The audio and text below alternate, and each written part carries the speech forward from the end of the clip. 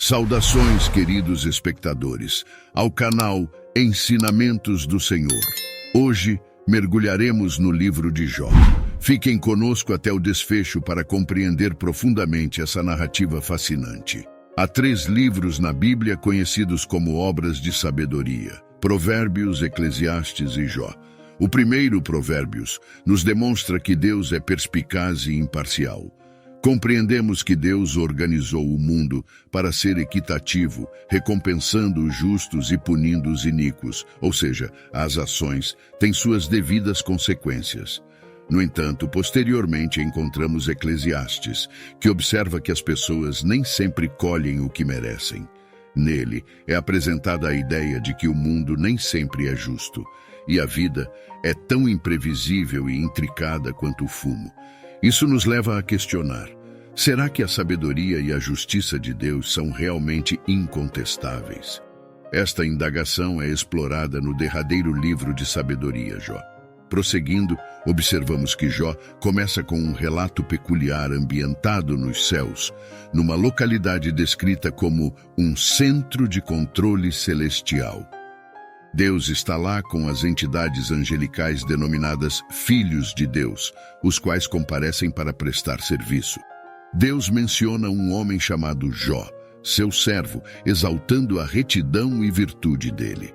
Então, uma dessas criaturas angelicais se adianta, identificada em hebraico como Satanás. Satanás? Quem é ele?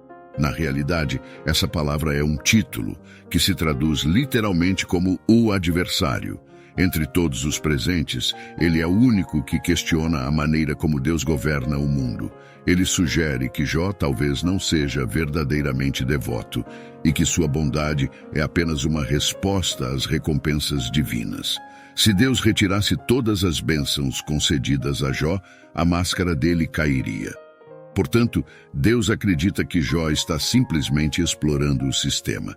Exatamente. Essa é a ideia. Talvez Jó obedeça apenas para obter vantagens. Deus concorda com esse experimento, permitindo que Satanás cause sofrimento a Jó. E assim acontece.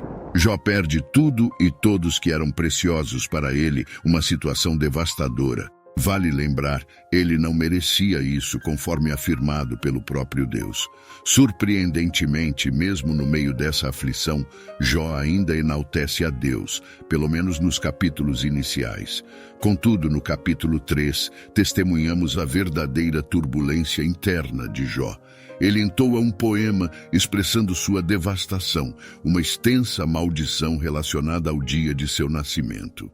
Após isso, alguns amigos de Jó o visitam, oferecendo consolo, porém todos eles argumentam: Jó, você deve ter cometido algo terrível para merecer isso.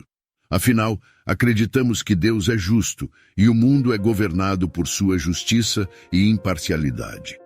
Logo, você deve estar recebendo o que merece.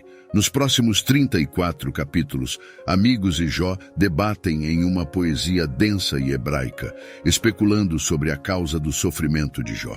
Eles até enumeram pecados hipotéticos que Jó poderia ter cometido, enquanto após cada acusação, Jó defende sua inocência. Sim, Jó é inocente. De fato, ele está em uma montanha-russa emocional. Em momentos ele está convicto de que Deus ainda é perspicaz e justo, mas em outros instantes ele questiona a benevolência divina. Ele chega a acusar Deus de ser inconsiderado, injusto e corrupto. Então, no desfecho do diálogo, Jó exige que Deus se manifeste pessoalmente e explique sua conduta. E Deus atende a essa demanda, aparecendo como uma vasta nuvem tempestuosa. No entanto, Deus não oferece uma resposta direta. Ele não relata a Jó sua conversa com Satanás. Em vez disso, adota uma abordagem distinta. Ele leva Jó para um tour virtual pelo universo. Ele exibe a grandiosidade do mundo a Jó, questionando se este seria capaz de compreender e manter a ordem cósmica, nem que fosse por um dia. Deus ilustra a imensidão de detalhes presentes no mundo, muitos dos quais são frequentemente despercebidos, ressaltando que ele compreende cada minúcia intimamente. Deus apresenta a Jó 2 criaturas extraordinárias, destacando quão impressionantes são. Apesar de serem perigosas, elas fazem parte do mundo criado por Deus e são consideradas boas por Ele.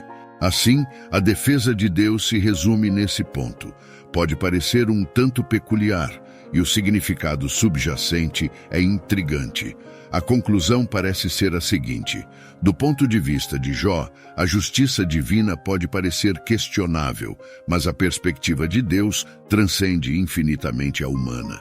Deus interage de maneira dinâmica com um universo complexo sempre que toma decisões, e isso é o que ele denomina sua sabedoria. Portanto, a demanda de Jó para que Deus se justifique é, em certo sentido, absurda. A mente humana não pode abranger tal complexidade, mesmo que desejasse fazê-lo. Isso nos deixa com que resultado?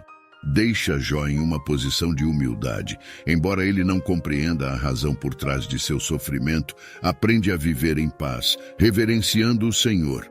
Entretanto, o livro não se encerra aí. Após esse desfecho, Deus restaura a Jó tudo o que havia perdido em dobro. Isso é surpreendente. Será uma recompensa? Deus não está dizendo: parabéns, Jó, você passou por este elaborado teste. Não. O livro inteiro argumenta que a perda de Jó não foi uma punição. Logo, a recuperação total não é uma forma de recompensa.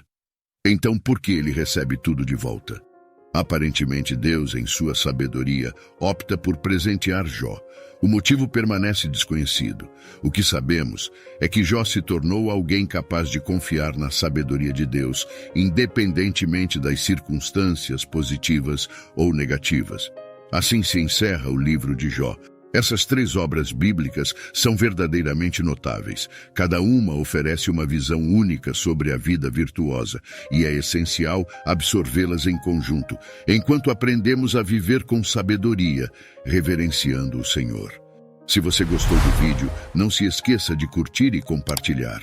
Permaneça com Deus nobre e fiel. Ele te ama e confia em você.